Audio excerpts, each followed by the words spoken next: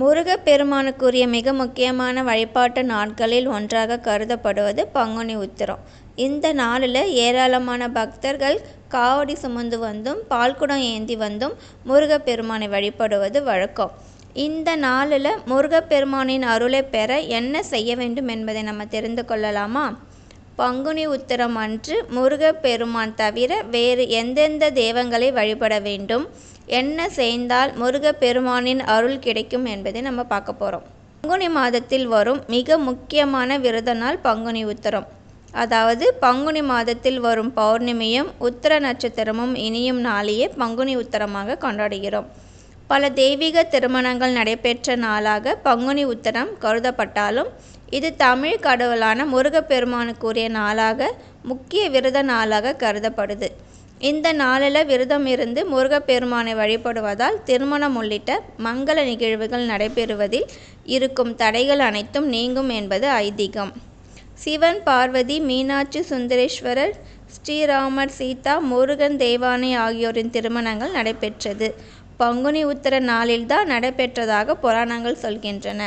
அதேபோல் ஆண்டாள் ரங்கநாதருடன் ஐக்கியமான தினமும் பங்குனி உத்திரம் திருநாளில்தான் என சொல்லப்படுது.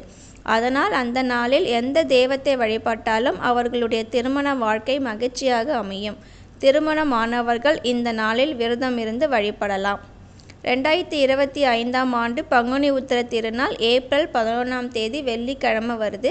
ஏப்ரல் 10ஆம் தேதி பகல் 2:07 மணிக்கு துவங்கி ஏப்ரல் 11ஆம் தேதி மாலை 4:11 மணி வரை மட்டுமே உத்திர நட்சத்திரம் உள்ளது.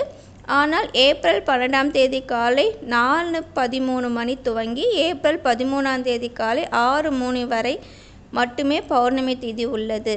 இருந்தாலும் பங்குனி உத்திரம் என்பது நட்சத்திர அடிப்படையில் கொண்டாடப்படும் விரத நாள் என்பதால் உத்திர நட்சத்திரம் வரும் ஏப்ரல் 11ஆம் தேதியை பங்குனி உத்திர நாளாக கணக்கில் எடுத்துக்கொண்டு விரதம் இருக்க வேண்டும். பங்குனி உத்திர நாளில் முக்கியமான 6 விஷயங்களை செய்வதால் முருகப்பெருமானின் அருள் நிச்சயம் கிடைக்கும் என்பது ஐதீகம். பங்குனி உத்திரம் அன்று கோவிலுக்கு சென்று சிவன், பார்வதி அல்லது முருக தேவானை வழிபட வேண்டும். அங்கு நடக்கும் திருக்கல்யாண உற்சவத்தில் கலந்து கொள்வதால் செல்வ வளம், மகிழ்ச்சியான திருமண வாழ்க்கை, தெய்வீக அருள் ஆகியவை கிடைக்கும். கோவிலில் சென்று இறை நாமங்களை ஜபிப்பது மிகவும் சிறப்பு. பங்குனி உத்திரம் அன்று கோவில்களில் நடக்கும் அபிஷேகத்துக்கு வேண்டிய பால், தேன், தயிர் போன்ற பொருட்களை வாங்கி கொடுக்கலாம். இதனால் தெய்வங்களின் மனம் குளிர்ந்து நாம் வேண்டும் வரங்களை அளிப்பார்கள் என்பது நம்பிக்கை. தெய்வ அபிஷேகங்கள் செய்வதால் கர்மாக்கள், பாவங்களில் இருந்து விடுபட்டு மறுபிரிவு இல்லாத நிலை ஏற்படும். பங்குனி உத்திரம் அன்று காவடி எடுப்பது மிகவும் விசேஷமானது. முருகனுக்கு காவடி எடுப்பதால் முருகப்பெருமானின் பரிபூர்ண அருளை பெற முடியும். தேவ சிந்தனையுடன் பக்தி பாடல்களை பாடிக்கொண்டு தோளில் காவடி எடுத்து வருவதால் நம்முடைய வாழ்க்கையில் இருக்கும் மன சுமைகள் அனைத்தையும் முருகப்பெருமான் போக்கிடுவார் என்பது நம்பிக்கை.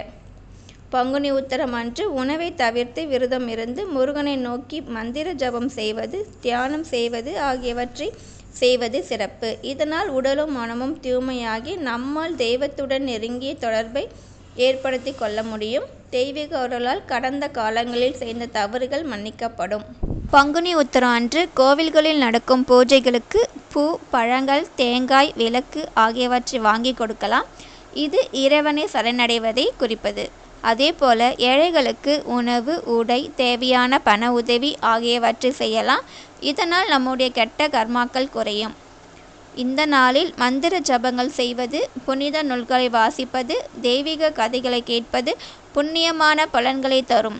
குறிப்பாக திருப்பாவை, திருவெம்பாவை, கந்தபுராணம் உள்ளிட்ட தெய்வீக நூல்களை படிக்கலாம். குறிப்பிட்ட எண்ணிக்கையில் குறிப்பிட்ட தெய்வத்திற்குரிய மந்திரங்களை ஜபிக்கலாம். பங்குனி உத்திரத்தன்று செய்ய வேண்டிய 6 விஷயம் என்னென்னு நான் சுருக்கமாக சொல்கிறேன்.